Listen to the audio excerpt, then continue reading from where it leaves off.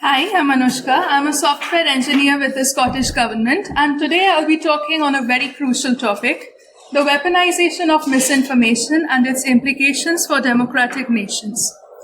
Now, while it might appear as a media problem at first, I would argue that it is a cybersecurity problem as well, because the spread of disinformation and misinformation utilizes several cybersecurity tactics like phishing, pharming, information elicitation, identity spoofing, etc.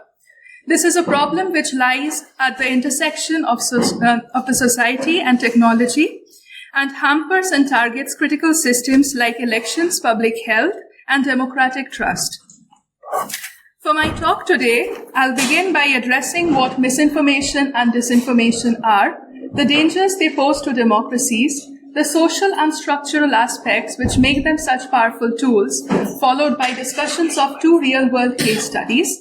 I'll then discuss some actionable frameworks and applications which are used to address the spread of disinformation and talk about a possible roadmap which can be used to combat disinformation campaigns.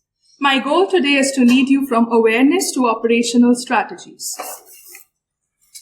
To set the stage, misinformation is false information that is spread without the intent of causing harm. If I tell you that the lip gloss I'm wearing today is the best one ever, that's misinformation. However, disinformation is the one that is spread with the intention to deceive or manipulate people.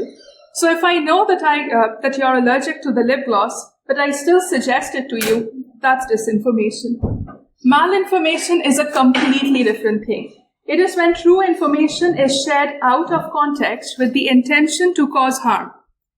Now, these distinctions are crucial, especially from a cybersecurity perspective, because in cybersecurity, attribution and intent shape the responses in threat intelligence. Democracy relies on fair elections, the ability of the citizens to make informed and unbiased decisions, and evidence-based discussions. Disinformation brings in false narratives that threaten to destabilize the system by polarizing public opinion, especially when it is crafted to target xenophobic instincts and cause fear-mongering. In such cases, it can promote extremism or violent outbursts. It can also cause the public to disengage from government campaigns, affecting voter turnout. Public compliance can be negatively affected, and these will weaken the state capability from within. It can erode trust in institutions by making people turn suspicious towards electorates, health systems, and scientific organizations. And lastly, it is often used by anti-democratic and rival state actors because it is a low-cost and high-impact tool which can widen divisions and enable external interference, thereby weakening the system. Now, disinformation is a much more powerful tool today than it was like a decade ago. And there are several social and structural aspects which come into play for it to become so. The first one is the use of social media. Social media incentivizes content right now that is emotive and often controversial. Sensational content is viewed as more shareable, and most platforms prioritize engagement over the authenticity of the content, enabling the spread of unverified information quite rapidly. Also, most of us have preferential browsing behaviors and are in online echo chambers and use filter bubbles that allow us to effectively and selectively consume the media that aligns with our specific views only. This preferential browsing behavior reduces our exposure and further deepens our confirmation bias. Thus, limited digital tools at the client side for verification at application or browser level, which means we often unknowingly propagate false narratives, therefore becoming unwilling threat vectors. Also, most of the media platforms increase the attack surface for disinformation campaigns by not restricting bot amplification and synthetic accounts. Curbing misinformation and disinformation campaigns can sometimes be viewed as an attack on democratic principles, most importantly, the freedom of expression itself. And currently, generative AI, the talk of the town, allows misinformation to be associated with seemingly legitimate pieces of photo, videos, and audios, which makes it harder for us to differentiate between what's real and what's not. Now we shall discuss 2 case studies where disinformation played significant roles. So the first one is the Spanish elections in 2023, where Spain faced sophisticated disinformation campaigns which targeted Russian-speaking voters. In this case, the attackers spread information about planned terrorist attacks in polling stations, and this was done with the aim to reduce voter turnout. The cybersecurity tactics employed here were phishing via typo squatting, where the attackers created fraudulent websites that closely mimicked official government websites and exploited people's trust in government sources. They also took advantage of different platforms such as Telegram and utilized its encryption to avoid detection by the authorities. Most of the malicious content were hosted in resilient Russian servers, which made it very difficult to be taken down. And the attackers exploited the language barrier and the cultural division, which was faced by the Russian-speaking individuals, to propagate this information really fast and with minimal detection or interference. The Spanish government retaliated by deploying specialized units to monitor the distribution of disinformation on social media and the deep web using OSINT and AI. They also partnered with different media watchdogs and fact-checkers to debunk any election-related hoaxes promptly. And also, they passed a very bold accountability bill, the first legislation of its kind, which forced influencers and other account holders to publicly refute any misinformation-related campaign quite promptly. The second example that I would like to give is the one where when the COVID-19 vaccines came out, a lot of disinformation was spread which aimed at undermining the public's trust in the safety of the vaccines and also in the integrity of the health officials.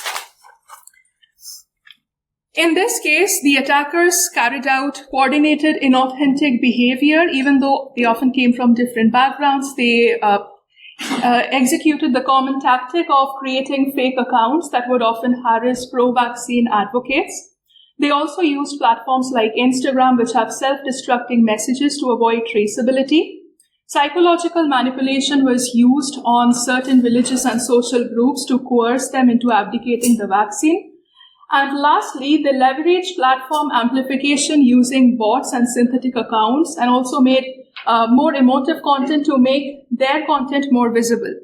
This was tackled by different social media platforms and the government, and this is how it was done. So Facebook, Twitter, and YouTube promptly implemented AI classifiers, which were flagging the content and also reducing the visibility of any flagged content, as well as tagging and adding vaccine facts to such content. WHO and other national health authorities also transparently publish data and guidelines regarding the vaccines and COVID-19 quite fast. Now, because disinformation is such a major problem, we also have several tools which are already developed or in development to tackle it. One of them is Quint, which is developed by MITRE. It is a secure mobile and web-based platform which allows election officials to quickly report any misinformation they spot. Now, this misinformation that Quint addresses is not related to election candidates. It's only about the electoral processes itself. This was used by the US government in 11 of its states. So the reports that are generated directly go to the analysts who assess and trace the content back to the source narratives, and they produce their own reports which are published on the Quint platform. These reports help to increase the situational awareness of cybersecurity teams, and they also provide for early pattern recognition and detection of disinformation campaigns. The other thing I would like to talk about is the Disarm framework, which is built on top of the MITRE ATT&CK framework. It has capabilities for penetration testing activities like red teaming and blue teaming as well. It helps visualize the disinformation campaigns better by plotting and mapping them on matrices using actors, intent, tactics, and audiences. It builds a shared taxonomy with the aim to understand disinformation campaigns with better language and across different levels of the society, such as the government, civil society groups, and platforms, so that the response to disinformation campaign is aligned at crucial moments. Now, before moving on to the roadmap, I must tell you that according to EU guidelines, there are no silver bullet or universal best action when it comes to handling misinformation and disinformation campaigns, and it is because it depends vastly on the society it falls into, and also the context the disinformation is being spread at, as well as the spread of the disinformation. So there are several actions which we can still take to curb the flow of disinformation. The first one, as always, is to detect it early by investing in OSINT and AI. We can often perform risk assessment regularly and monitor emerging threats so as to equip us better to handle the disinformation campaigns. The second one is to understand the threat and to map it precisely. This is where DISARM comes in. DISARM can be used to map the threats, the actors, the intent, everything quite clearly. Response to disinformation, like I said, it can often be viewed as an attack on democratic integrity. So the response must be in line with the scale and seriousness of the situation, and premature action should be carefully considered. The response should also be multi-layered and should involve different sections of the society like analysts, psychologists, linguists, and sociologists. We must remember that the aim here is not to censor public opinion, but to flag misinformation carefully. The third step is to disrupt the narrative by partnering with different platforms to demote false narratives algorithmically. Here we can suspend accounts or introduce friction elements which prevent users from sharing the content without reading it first. We can also engage engagement throttling in this case. The fourth step is to fortify the public by using cognitive or psychological inoculation. This is where you inform and prepare the public against misinformation campaigns.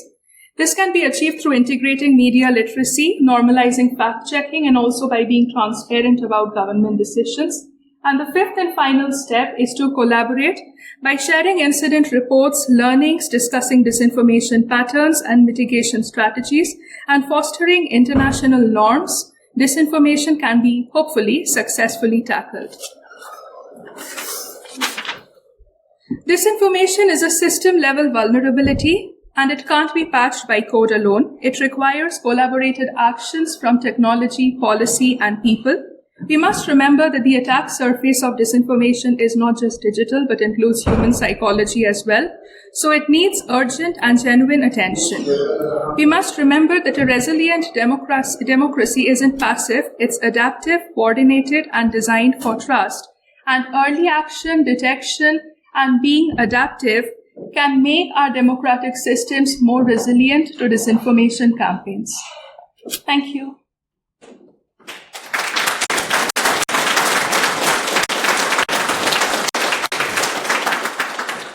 Any questions? Hi. Excellent. Thank you very much for that. One of the concerns is, of course, that misinformation is created before the light is around the world, before the truth goes round. How do we defeat that sort of the fact that the lie or the misinformation is spread so very early and so very fast? Because people will believe what they hear first. How do we combat that and get the truth out? I think it's very important to remember here that any democracy wants to not to censor the public opinion, but to curb the spread of disinformation. So, as you said, that's quite difficult to achieve because you can't curb it quite fast without hampering democratic rights itself. However, I think by following a multi-layered approach involving a lot of people, the first layer can be by using OSINT and AI, and the second layer can involve SMEs who can then verify whether the information is true or it's misinformation. And then by taking rapid actions, by publishing transparent reports, you can considerably disrupt the flow of disinformation. Any other questions? I'm really concerned about a lot of social media companies at the moment seem to be patchworking a little bit on their removing of misinformation. Is there anything which people can do to mitigate that? I think the UK government in 2023 passed an Online Safety Act, which prompted different platforms from being responsible for protecting their users from violence and from disinformation. So that is one thing that the government did. Also, the things which we can do is to practice understanding how to verify the content that we see and to read more about it before we share anything. Any more questions?